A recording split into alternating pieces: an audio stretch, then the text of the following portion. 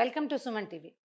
మసాలాదార్ ఆలు బాగుంటుంది. బంగాళదుంప కూరని మనం కుర్మా చేసుకుంటాము, ఉప్మా కూర చేస్తాము, ఏవో రకరకాల అవి ఇవి కలిపి చేస్తాం, మిక్స్డ్ వెజ్లో వేసుకుంటాం కదా.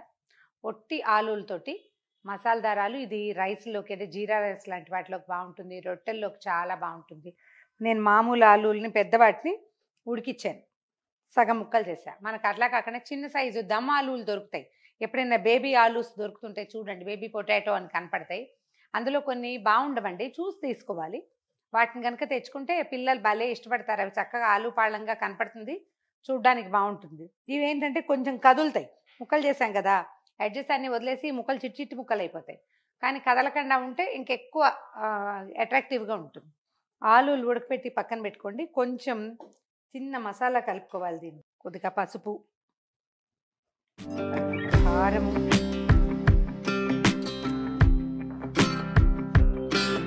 ఆలులు ఉడికిచ్చేటప్పుడు ఉప్పు వేసే అలవాటు ఉన్న వాళ్ళు పైన వేసే ఉప్పు తక్కువ వేసుకోండి. మేము కుక్కర్లో పెట్టాం, అంటే ఉప్పు వేయలేదు కాబట్టి మరి కొంచెం వేసుకోవచ్చు, వాటికి సరిపడా వేయచ్చు అనమాట. తర్వాత కొంచెం ధనియాల పొడి, తర్వాత చాట్ మసాలా ఉంటే వాడుకోండి, లేదా గరం మసాలా ఉన్నా కూడా బాగానే ఉంటుందండి. తలా ఒక అర స్పూను వేస్తే సరిపోతుంది. ఇందులో ఏంటంటే కొంచెం నూనె వేయాలి.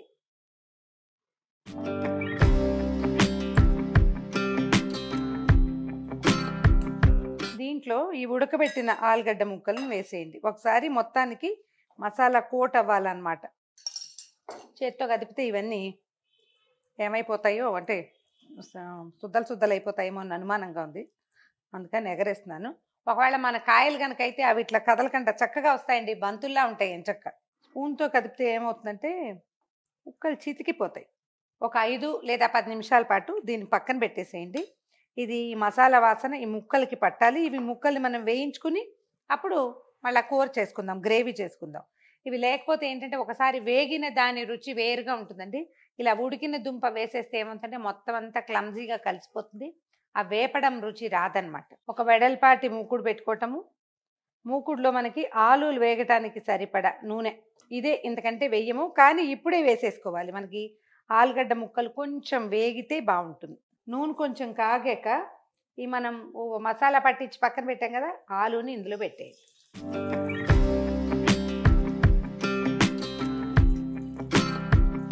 అంటే మొత్తం ఒకేసారి పోసేసామనుకోండి, ఇవి మెత్తగా ఉన్నాయి కదా, శుద్ధైపోతుంది.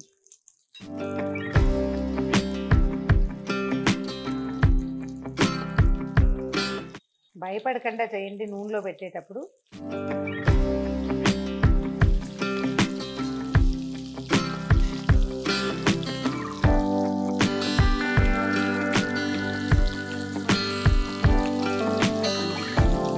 కొంచెం ముక్కల్ని అటు ఇటు తిప్పుతూ అన్ని పక్కలా వేపేసేయండి. వేయించిన ముక్కల్ని ముందు విడిగా తీసేసుకుందాము. మన ఆలులు కొంచెం కొత్తవనుకోండి, వాటి రెసిడ్యూ ఇందులో ఉండిపోతుంది, నూనెలో ఉండిపోతుంది. ఆలులు కనుక పాతవి బాగా ఎక్కువ రోజులు నిలవ ఉన్నదైతే ఏమవుతుందంటే గట్టిగా అయిపోతుంది కదా, ఇదిగో ఇట్లా రెసిడ్యూ రాకుండా ఉంటుంది. ఇంకా చిట చిట అంటుంది చూడండి దుంప. ముక్కలు తీసి పక్కకు పెట్టేశాను. ఈ నూనెలోనే ఒక స్పూన్ జీలకర్ర, తర్వాత 1-2 తేజ్పత్తాలు వేయండి, వాసన చాలా బాగుంటుంది. ఓ 2 ఎండుమిర్చి వేద్దాము.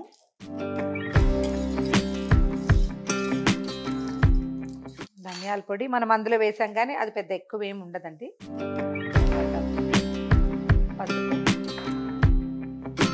కారము వేసేసి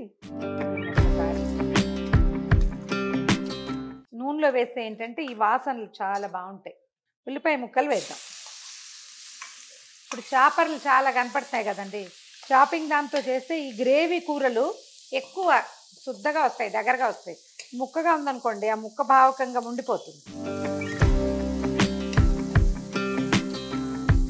ఒక చిటికెడు ఉప్పు వేసి దీన్ని కొంచెం వేగనిద్దామండి. ఉల్లిపాయని వేగాక టమాటాలు వేసుకోండి. కొద్దిగా అల్లం వెల్లుల్లి పేస్ట్ వేయండి. ఒకవేళ అల్లం వెల్లుల్లి పేస్ట్ కాకపోతే ఇవాళ రెడీగా ఉందని వేస్తున్నానండి.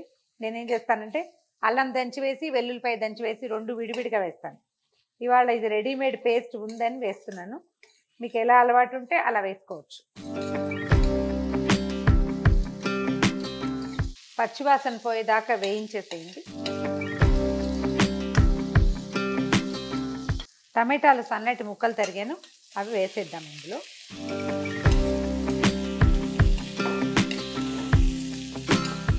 ఈ కూరలన్నిటికీ గ్రేవీలకి ఖచ్చితంగా ఉల్లిపాయ టమాటా అవసరపడతాయండి, అవి లేకుండా కుదరదు.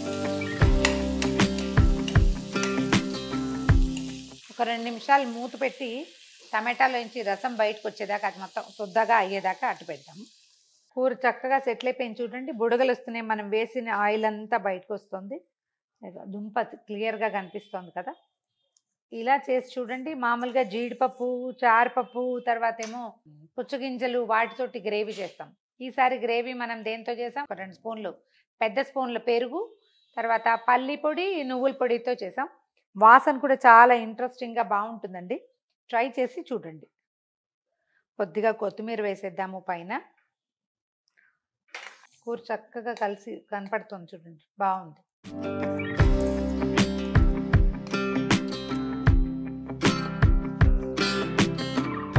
ఆలు మసాలా గ్రేవీ, నేను చాలా ఇంగ్లీష్లో పేరు చెప్తున్నాను కదండి, ఇక్కడంతా ఆలుగడ్డ అంటాం అలవాటండి, ఆలు అంటాము, అందుకని చెప్తున్నాను.